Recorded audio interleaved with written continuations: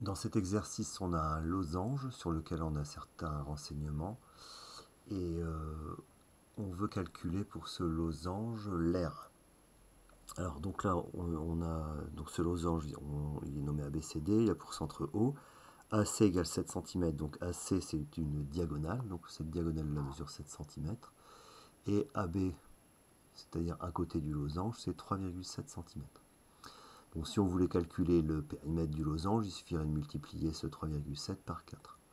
Donc maintenant, pour l'air, il nous faut les deux diagonales. Donc là, il nous manque une diagonale, puisqu'on ne connaît que la diagonale AC, il nous manque la diagonale DB. Donc pour ça, il y a différentes choses qu'on doit savoir sur un losange, et en particulier sur ces diagonales. Donc les diagonales d'un losange se coupent en leur milieu et sont perpendiculaires. Donc ça veut dire que la longueur OA, par exemple, elle mesure 3,5 cm, puisque la moitié de 7, c'est 3,5. Donc là, on a la diagonale OA qui mesure, le segment OA pardon, qui mesure 3,5 cm, le segment AB qui mesure 3,7 cm.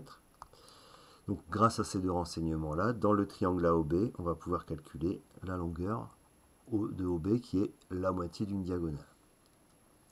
Donc là, pour ça, on va utiliser le théorème de Pythagore. Donc dans AOB, bon, évidemment, on travaille dans AOB, mais on aurait pu travailler aussi bien dans AOD ou DOC ou BOC. Donc dans AOB qui est rectangle en haut, d'après le théorème de Pythagore,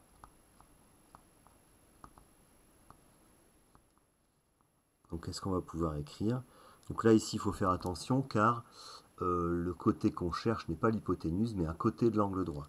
Donc OB au carré, donc côté de l'angle droit égale hypoténuse au carré, c'est-à-dire AB au carré, moins OA au carré. Donc OB au carré, donc c'est égal à 3,7 au carré, moins 3,5 au carré pour OA. Donc OB au carré est égal à, alors 3,7 au carré ça fait 13,69, et 3,5 au carré ça fait 12,25. Ce qui fait que OB au carré est égal à 1,44 quand on fait la soustraction. Donc OB est égal à la racine carrée de 1,44, et ce qui fait 1,2. Donc la diagonale, la demi-diagonale pardon, OB mesure 1,2 cm. Bon, maintenant pour calculer l'air, on a presque terminé. Ici, il y a plusieurs stratégies pour calculer l'air. Soit on utilise, on calcule l'air du petit triangle rectangle AOB, ce qui fait donc côté de l'angle droit fois côté de l'angle droit divisé par 2. Une fois qu'on a cet air, on multiplie par 4, puisqu'on a 4 triangles identiques.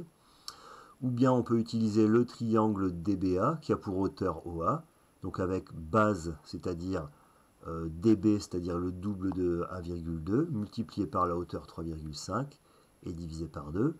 Et donc une fois qu'on a l'aire de ce triangle DBA, on multiplie par 2 pour avoir l'aire du losange. Dernière possibilité, alors on peut aussi travailler dans le triangle ACB avec AC comme base et OB comme hauteur, mais on va aussi utiliser, on va profiter de l'occasion pour revoir une des formules de l'aire d'un losange. Quand on connaît les diagonales, bah c'est diagonale fois diagonale. Donc si on multiplie une diagonale par l'autre, en fait on va obtenir l'aire d'un rectangle qui va englober le losange comme ça. Et ce rectangle qui englobe le losange a une aire qui est le double de l'aire du losange. Donc en fait on fait diagonale fois diagonale et divisé par 2. Donc la diagonale BD elle est égale à 1,2 fois 2, c'est-à-dire 2,4.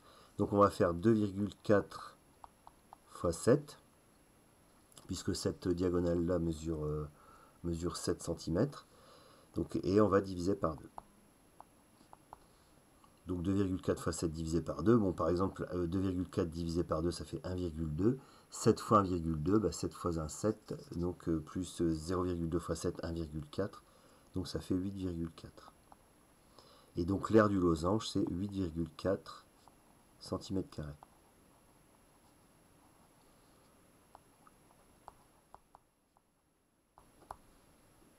Donc voilà.